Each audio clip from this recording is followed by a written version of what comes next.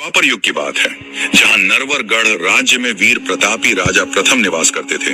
साथ ही उनके राज्य नरवरगढ़ की प्रजा बड़ी नेक दिल थी।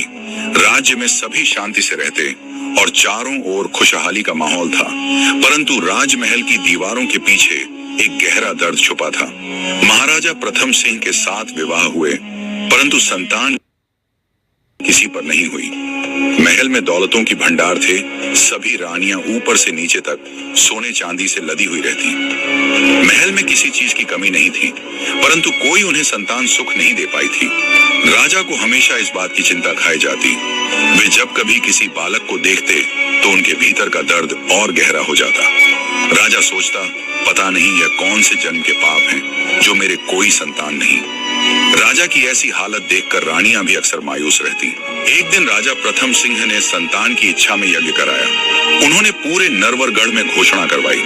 राज्य के सभी प्राणी, पशु पक्षी, अर्षि मुनि इत्यादि को इस यज्ञ में आमंत्रित किया गया। जैसे ही यज्ञ शुरू हुआ, तभी वहां महल के सैनिक आए और राजा को सूचना दी, हे राजन, इस यज्ञ में समस्त नरवरगढ़ उपस्थित है, परंतु वन में एकांत बैठे एक साधु ने निमंत्रण को अस्वीकार करते हुए यज्ञ में आने से मना कर दिया। राजा प्रथम ने जैसे ही यह बात सुनी तो वे तुरंत साधु के पास जाने के लिए तैयार हुए। रानी मंझा, जो कि राजा प्रथम सिंह की सबसे बड़ी रानी थी, राजा के पास ही खड़ी थी। उन्होंने पूरी बात सुनी और राजा के साथ चलने को तैयार हुई। राजा रानी दोनों चिंतित थीं कि आखिर ऐसी क्या बात है जो संत महात्मा ने हमारे यज्ञ में आने से मना कर दिया।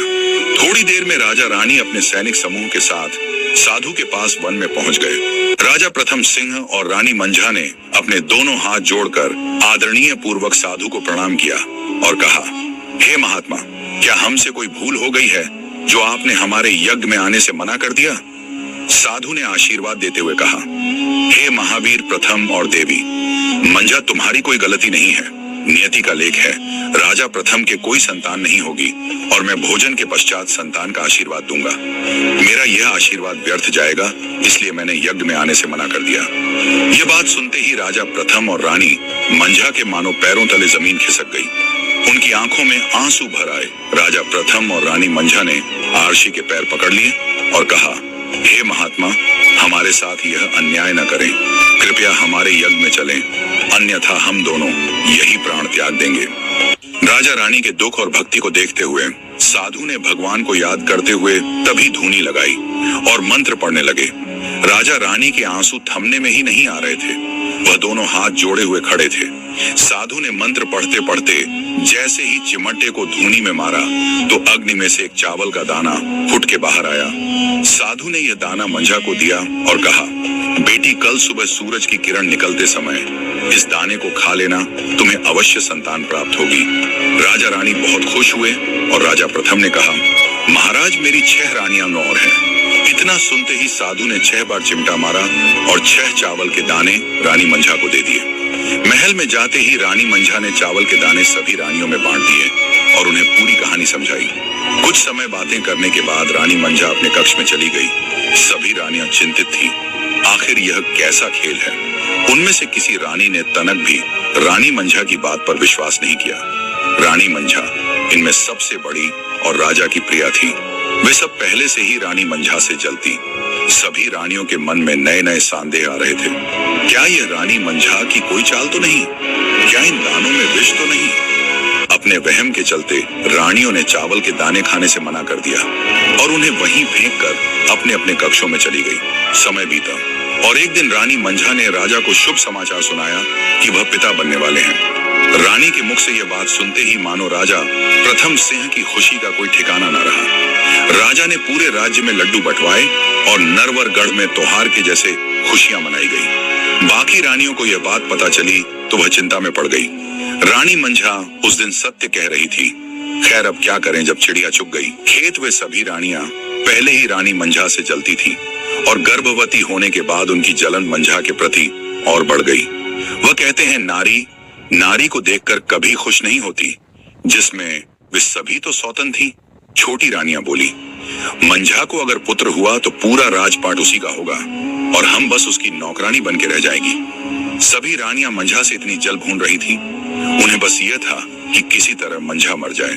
जैसे जैसे समय बिता, छोटी रानियों की जलन मंझा के प्रति बढ़ती गई। राजा भी अपना सारा समय मंझा के पास ही गुजारते और राजमहल में भी बड़ी रानी मंझा की ज्यादा देखभाल होने लगी। बाकी रानियों को तो मानो कोई पूछता ही नहीं। छोटी रानियों में नफरत इतनी बढ़ गई, चाहे कोई भी युक्ति अपनानी पड़े, वह बस रानी मंझा को मारना चाहती थी। उन सभी ने मिलकर एक सटीक योजना बनाई। एक दिन राजा जब किसी कारण से राज्य से बाहर गए तो छोटी रानियों ने कुल पुरोहित को बुलाया और उनसे कहा, पुरोहित जी, तुम्हें आज हम धनवान बना देंगे। तुम जो चाहोगे हम वह देंगे। सोना चांदी, हीरे मोती, तुम्हें इतना धन देंगे कि जीवन भर तुम्हें कुछ और करने की आवश्यकता नहीं पड़ेगी। पुरोहित लालची था और वह मान गया। रानियों ने पुरोहित को धन पकड़ाया और बोली, हम कुछ नहीं चाहते, बस तुम महाराज से उतना कहना जितना हम तुमसे कहें। अगले दिन पुरोहित महल में आया और राजा से बोला, हे राजन, नरवरगढ़ राज्य पर संकट आने वाला है। पुरोहित ने कुंडली निकाली और कहा, महाराज, मुझे रात भर नींद नहीं आई। जब मैंने आपकी कुंडली देखी, आपके घर में कोई राक्षस पैदा होने वाला है। हे राजन, रानी मंझा के गर्भ में एक राक्षस है। वह जब पैदा होगा तो पूरा नरवरगढ़ नष्ट हो जाएगा। जो भी उस शैतान का चेहरा दिखेगा वह तुरंत मर जाएगा। इस राज्य में कोई नहीं बचेगा। क्षमा करना राजन, अगर आपने रानी मंझा को घर से ना निकला और ना मरवाया तो हम सबका अंत दूर नहीं। ब्राह्मण वैसे ही कहता चला गया जैसा रानियों ने उसे सिखाया था। अंत में ब्राह्मण ने कहा, राजन, आप समझदार हैं, आप देख लीजिए आपको क्या करना है। राजा दुखी थे। उन्होंने पूछा, ब्राह्मण देवता, इसका कोई तो उपाय होगा? ब्राह्मण बोला, नहीं महाराज, इसका कोई उपाय नहीं है। ग्रह नक्षत्र खराब है, बस किसी भी तरीके से यह बालक पैदा नहीं होना चाहिए। राजा बिल्कुल टूट गए। मैं कैसे अपनी रानी और संतान को मरवा दूं? इतने वर्षों बाद तो हमारे आंगन में खुशियां आई हैं। ब्राह्मण बोला, राजन, अगर इस हत्या से पूरा नरवरगढ़ सुरक्षित रहता है तो यह कोई पाप नहीं। काल का चक्र चल चुका था। राजा की बुद्धि भ्रष्ट हो गई। राजा तुरंत रानी मंझा के पास गया। रानी मंझा माँ दुर्गा की पूजा कर रही थी। राजा मंदिर के बाहर खड़े हो गए। रानी मुस्कुराते हुए बाहर आई और राजा को प्रसाद दिया। राजा प्रथम ने रानी मंझा से कहा, रानी, हम तुम्हें वनवास दे रहे हैं, आज ही तुम वन के लिए प्रस्थान करो। इतना सुनते ही रानी मंझा के हाथों में से पूजा की थाली गिर गई और उन्होंने रोते हुए राजा के पैर पकड़ लिए और कहा, क्यों राजन, मुझसे कोई भूल हो गई है? क्या मैंने राज्य के नियमों का कोई उल्लंघन किया है? क्या मैंने आपका अपमान किया है? जो आप मेरा त्याग कर रहे हैं, आप मेरे परमेश्वर हैं, आप ही मेरे भगवान हैं। भला आप रूठे क्यों हैं?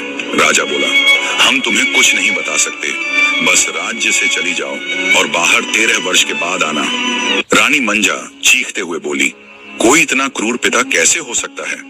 मेरा नहीं तो अपनी संतान का ख्याल कीजिए जो मेरे गर्भ में पल रही है। राजा कुछ ना बोल सका, वह बस एक मूर्ति बन के रह गया। रानी मंझा ने छोटी रानियों से कहा, बहन, राजा को समझाओ मेरी क्या गलती है। मेरे गर्भ में पल रहे हमारे बच्चे का क्या होगा? कोई भी रानी और महल का कोई भी सदस्य रानी मंझा से बोला तक नहीं। वह चीखती चिल्लाती सबके पैरों में गिरती रही। समस्त नरवरगढ़ पत्थर की तरह कठोर हो गया।